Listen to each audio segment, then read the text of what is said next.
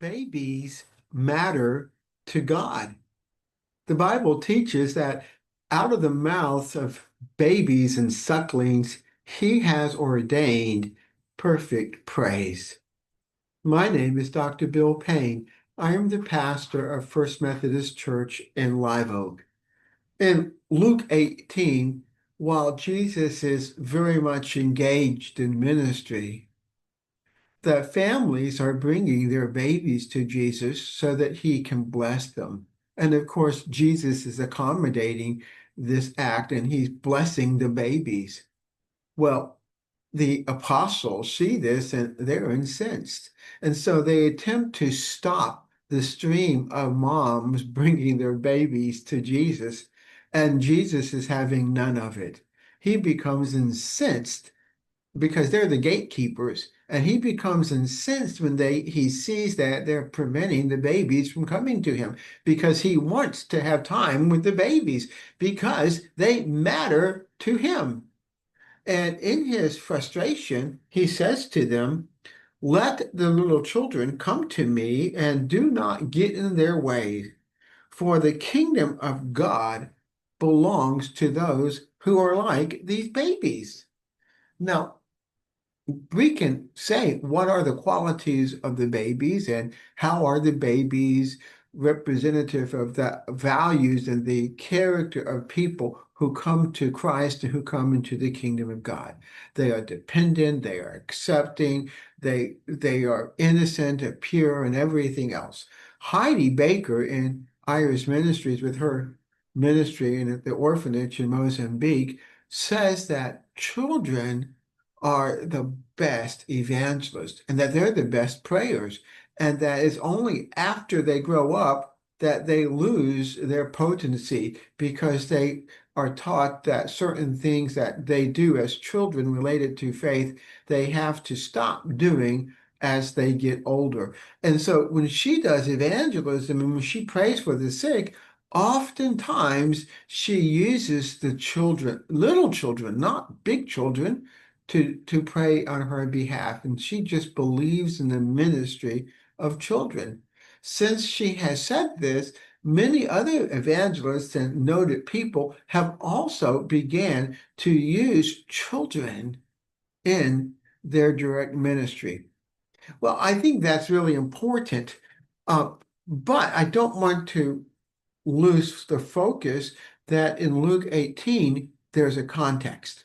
And that context helps us understand the larger message of what Jesus is saying. He's talking about the coming of the kingdom of God. And he talks about uh, a the 10 lepers who come to him. And the world says that the lepers have no value. Jesus says, "Let the lepers come to me." Because to such as these, the outcasts, the unloved, the untouchables, belongs the kingdom of God. And then he teaches on the coming of the kingdom of God. And then he talks about the persistent widow, a widow who has no value in the society. Nobody considers the widow to be a person of worth, a person that merits their attention. She's just an old woman. And then we have the story of Zacchaeus. Zacchaeus is the chief tax collector, rejected and hated by the people. And then we have the blind beggar who comes to Jesus, and Jesus does not turn him away. And as a point of contrast, we have the rich young ruler who comes to Jesus and wants to be saved, but Jesus turns him away, not intentionally, but when he tells them what the requirements are to be saved, the rich young ruler walks away from Jesus because Jesus is asking too much from him. Because he tells him to sell what he has and give to the poor, and then come and follow me. And so, in the context of Luke 18, it's obvious that the little children are another example of a type of person that the kingdom of God welcomes. People who are not valued by the society, people who are considered not important, people that would be rejected by the larger community or ignored. Jesus says, these are the people that are valuable to me and my kingdom. The rich young ruler is valuable too, by the way. It's just that the rich young ruler excludes himself because he's not willing to come to Jesus in terms of God's categories. As we think about the idea of let the little children come to me and forbid them not, for to such as these belongs the kingdom of God, we ought to also say the tax collector, the persistent widow, the leper, the blind man, and anybody else who feels excluded, downtrodden, and unable to really have access to the power of our society. These people are all invited to God's kingdom. And let me make this more personal. There may be times in your life when you felt that way about yourself. Jesus says, I see you, I notice you, and I want to be with you. He wanted to be with the babies. It was the gatekeepers, the apostles, who were trying to prevent the babies from coming to him. Jesus wants to be with the lepers, even when the apostles may say, whoa, whoa, unclean. You can't come to Jesus because you're unclean. Stay away. And sometimes, intentionally or unintentionally, it is the church that erects barriers that keeps people from coming to Christ.